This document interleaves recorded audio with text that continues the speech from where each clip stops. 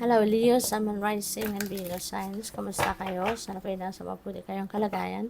Welcome back po sa Star Tarot. At kung bago kayo rito, welcome din po kayo. Please subscribe, like, share my videos, and leave me a comment po kung naka-resonate kayo.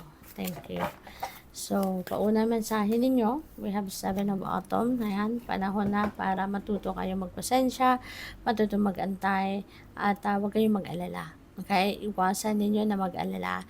Kasi mas lalo kayong mabuburyo dyan, mas lalo kayong mapupuringot, mas lalo kayong mababagot, mas lalo kayong mag-a-attract ng mas marami pang negatibong pangyayari sa buhay ninyo. No? Kasi worrying is a negative energy, and negative, no, will attract negative. Positive will attract positive, 'di ba? Kaya syempre, mas piliin na lang natin, no, yung maganda at mabuti. Doon tayo na lang sa positibo. Alright? This is the time also that you are being invited here to take time to rest. Kailangan mo din magpahinga. Maaaring ikaw ay pagod. Maaaring ikaw ay maraming ginawa na in the past. No? So, it's about time na to replenish your lost energy. It's about time na to relax, no? At magplano ng mga susunod na dapat mong gawin. Magplano ng mga susunod na na, na kailangan mong gawin sa buhay. Okay? At pwede rin ang iba sa inyo rito, no? Baka magsisimula kayong ang tawag dito, mag-invest ng pera. Baka kayo ay nag-iisip or nagpaplano, no, na mag-invest ng inyong kaperahan somewhere. So, good luck sa'yo. Strength. Yan. So, kailangan mo na magpakatatag. Okay? Tibayan mo ang inyong loob. Lagi lang na maging matatag, maging matibay ang inyong dibdib.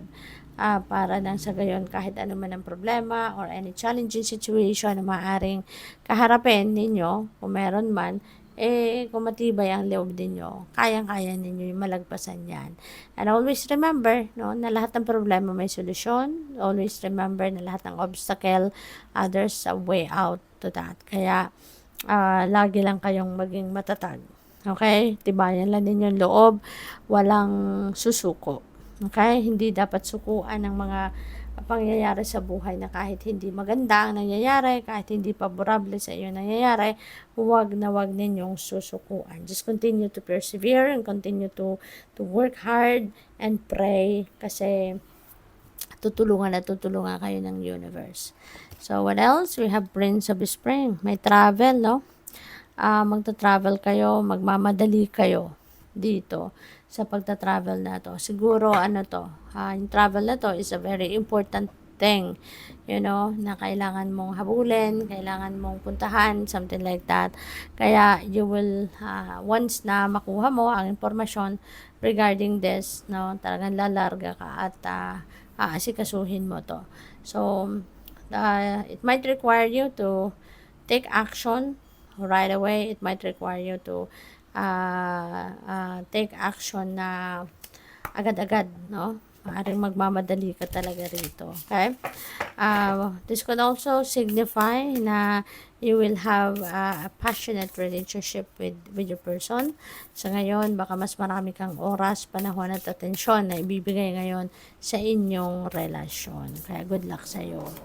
We have Snow Leopard. Take some time out of your usual life and spend it in solitude. Okay? So, pahinga ka muna. Okay? Pahinga ka muna sa mga pinagkakaabalahan ninyo. Step back ka muna at mag-solitude ka muna. Put yourself in solitude and stillness. Mag-me time ka muna. At pakinggan mo yung inyong sarili. Examinin mo yung inyong sarili. Okay? Baka matagal ng panahon na hindi mo na kakausap ang soul mo. Diba? So, it's time to get back to connection with your soul. Your ancestral spirit guides are offering you guidance now. So, pay close attention to signs and omens from them. Okay? So, yung spirit guides mo, Leo, nandiyan dyan, tumatawag sa'yo at maaaring yan ay nagpapapansin sa'yo by sending you signs and omens, no? By sending you signs, symbols, and synchronicities. Kaya, pansinin ninyo mga subtleties na to. Kasi yan ay mensahe sa iyo ng inyong mga spirit guides. We have cat. It's time to strike out on your own and relinquish your over-dependency on others. Okay, lakasan mo loob mo. Okay? Pati pabuhayin mo yung iyong inner strength and courage sa buhay mo at panahon na ngayon para matuto kang tumayo sa sarili mong paa. Okay? Now is not the time to just rely on someone or other people at all times.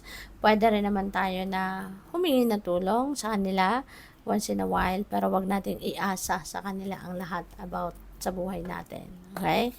So, good luck dyan. Tingnan natin kung ano pa ang mga mensahe para sa'yo. We have persistence. Ayan. So, feeling ko dito magsisipag ka, maglalakas ng loob ka, magkakaroon ka dito ng pagtsatsaga, at sisikapin mong marating, ma-achieve mo kung ano man ang mga bagay na gusto mo ma-achieve. Sisikapin mo dito na marating mo kung ano yung mga bagay na gusto mong marating, no? Kaya good luck sa'yo, Leo. So, what else? We have resurrection. Wow. Babangon ka na sa pagkakalugmok sa buhay. Aahon ka na dito sa hirap. Yung gano'n, you're going to resurrect, no? From whatever situation na kinabibilangan mo, no? Maaring hindi ka masyadong masaya, baka meron kang problema, baka meron kang mga ibang parang nalugmok ka siguro sa ngayon sa kung ano man sitwasyon sa buhay, but rest assured na you are ready to resurrect. Diba? Makakaahon ka, babangon ka na from being lugmok or from being hirap or from being challenged, mababangon ka na dyan. So, what else? We have balance. Ayan. And things are going to be back in balance. May babalik mo na yung balance sa buhay mo. May babalik mo na yung attention mo, panahon sa lahat. At siguro, makaka-relax ka na ngayon. No? Makakaramdam ka na rito ng pagluwag, no? Ng inyong pakiramdam, pagiging maluwag na din ang pag-iisip mo, yung mararamdaman mo, parang siguro mabubunutan ka na dito ng tinik sa dibdib, no? Parang ganun. Kaya parang you can breathe easy na sa ngayon. So, good luck. Thank you for watching Love and Light. Namaste.